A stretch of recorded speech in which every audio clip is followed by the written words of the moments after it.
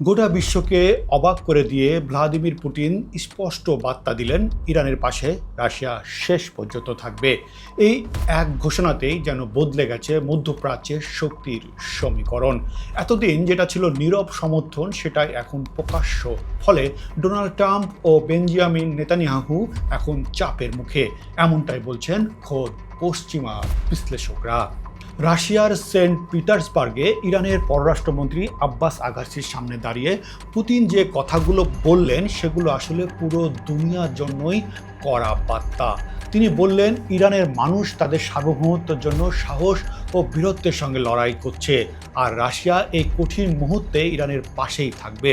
শুধু এতটুকুই না, পুতিন আরও জানালেন, গত সপ্তাহে ইরানের নতুন সর্বোচ্চ নেতা মোস্তফা খামেনি তাকে একটি বার্তা পাঠিয়েছেন। সে বার্তার কথা তুলে ধরে কৃতজ্ঞতা জানালেন প্রকাশ্যে। অর্থাৎ দুই দেশের সম্পর্ক এখন আর পর্দার আড়ালে নয়, খোলামেলা আরও সুদৃঢ়। কিন্তু পুতিনের এই ঘোষণা কি হঠাৎ করে এলো? মোটেই না।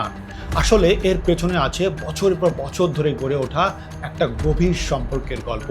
গত বছর রাশিয়া ও ইরান 20 বছরের অংশীদারিত্বের চুক্তি সই করেছে। সেই চুক্তি অনুযায়ী রাশিয়া ইরানের পারমাণবিক বিদ্যুৎ কেন্দ্র বিস্তারে কাজ করবে, আর ইরান সরবরাহ করছে ড্রোন, যা ইউক্রেনের যুদ্ধে ব্যবহার করছে রাশিয়া। দুই দেশের এই দেওয়া নেওয়ার সম্পর্ক আসলে পশ্চিমা চাপ মোকাবেলা করার যৌথ কৌশল। অন্যদিকে আগাচির সাম্প্রতিক কূটনীতিক সফরও এই সমীকরণকে আরও পরিষ্কার করে। পাকিস্তান ওমান ঘুরে শেষ পর্যন্ত তিনি মস্কোয় পৌঁছান। একটাই উদ্দেশ্য, ইরানকে আন্তর্জাতিকভাবে একা না রাখা, বিশেষ করে যখন যুক্তরাষ্ট্রের সঙ্গে আলোচনার পথ বারবার বন্ধ হয়ে যাচ্ছে। এই পুরনো সংকটের কেন্দ্রে আছে স্ট্রেট অফ হরমুজ, বিশ্ব জ্বালানি সরবরাহের অন্যতম গুরুত্বপূর্ণ এই পথ। বিশ্বের প্রায় 1/5 তেল গ্যাস এই প্রণালী দিয়েই যায় আসে, কিন্তু এখন সেখানে উত্তেজনা তুঙ্গে। যুক্তরাষ্ট্রের নো অবরোধ আর ইরানের পাল্টা পদক্ষেপ পরিস্থিতিকে আরও জটিল করে তুলেছে।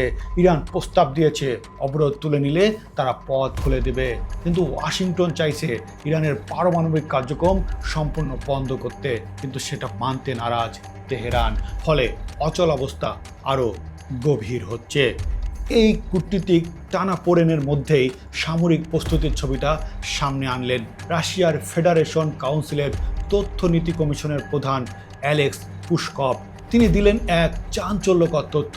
ইরান অনেক আগে থেকেই যুদ্ধের প্রস্তুতি নিয়েছে। তাদের প্রায় সব ক্ষেপণাস্ত্র কেন্দ্র মাটির নিচে সরিয়ে নেওয়া হয়েছে, যেখানে পৌঁছানো অত্যন্ত কঠিন। পাশাপাশি সারা দেশে ছড়িয়ে দেওয়া হয়েছে সেগুলোর নিরাপত্তার জন্য। আর ড্রোন, পুশকভের ভাষায়, ইরানের কাছে সম্ভবত কয়েকশো হাজার ড্রোন আছে। এর সঙ্গে আছে ক্ষেপণাস্ত্র। এই লড়াই ইরানের কাছে অস্তিত্বের লড়াই, সার্বভৌমত্বের লড়াই, তাই তারা শেষ পর্যন্ত লড়বে। পুরো পরিস্থিতির দিকে তাকিয়ে জার্মানির নতুন চ্যান্সেলর এক বিস্ফোরক মন্তব্য করেছেন। তার মতে, এই সংঘাতে ইরানের কাছে যুক্তরাষ্ট্র কার্যত অপমানিত অবস্থায় পড়েছে। একজন ইউরোপীয় নেতার মুখে এমন স্বীকারোক্তি আসলে স্পষ্ট করে দিয়েছে পশ্চিমাদের ভেতরেও এই ইস্যু নিয়ে মতভেদ বাড়ছে। একই সময়ে ইরানের পার্লামেন্ট স্পিকার মোহাম্মদ বাকের গালিবাফ সরাসরি চ্যালেঞ্জ ছুড়ে দিয়েছেন ডোনাল্ড ট্রাম্পের দিকে। তার কথায়, ট্রাম্প যতই নিজের শক্তির বড়াই করুক না কেন, শেষ পর্যন্ত দেখা যাবে আসল খেলা কার হাতে। আর এই টান টান পরিস্থিতির মাঝে ভ্লাদিমির পুতিনের ঘোষণা যেন ইরানের হাতে এক শক্তিশালী কূটনীতিক অস্ত্র তুলে দিয়েছে। ফলে চলমান কূটনীতিক খেলায় রাশিয়ার এই প্রকাশ্য সমর্থন তেহরানকে আরও সুদৃঢ় অবস্থানে নিয়ে যাচ্ছে। মধ্যপ্রাচ্যের এই জটিল সংকটের সুতো এখন একসঙ্গে বাঁধা পড়েছে তিনটি শক্তি কেন্দ্রে, ওয়াশিংটন, মস্কো এবং তেহরান। ডোনাল্ড ট্রাম্প বলছেন সব কৌশল তার হাতেই আছে। ভ্লাদিমির পুতিন জানাচ্ছেন ইরানের জন্য যা দরকার সবই করবে রাশিয়া। আর ইরান পরিষ্কার করে দিচ্ছে এটা তাদের অস্তিত্বের লড়াই, তাই পিছু হটার কোনো প্রশ্নই নেই। এই তিন ভিন্ন অবস্থানের ভেতরে শান্তির কোনো কার্যকর পথ এখনও চোখে পড়ছে না। স্টেট অফ হরমুজ কার্যত অচল, বিশ্ব তেল বাজার অস্থির, আর কূটনীতিক প্রচেষ্টা যেন থমকে গেছে। এমন অচল অবস্থার মধ্যেই পুতিনের ঘোষণাটি নতুন মাত্রা যোগ করেছে পুরো সমীকরণে। অন্তত একটি বিষয় এখন পরিষ্কার, ইরান আর একা নয়। প্রতিনিয়ত বাক বদল হচ্ছে যুদ্ধ কৌশল আর ভূ রাজনীতির।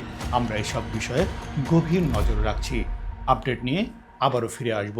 সে পর্যন্ত ভালো থাকুন, নিজেকে সচেতন রাখুন, আর ভালো লাগলে চ্যানেলটি সাবস্ক্রাইব করে আমাদের সাথেই থাকুন।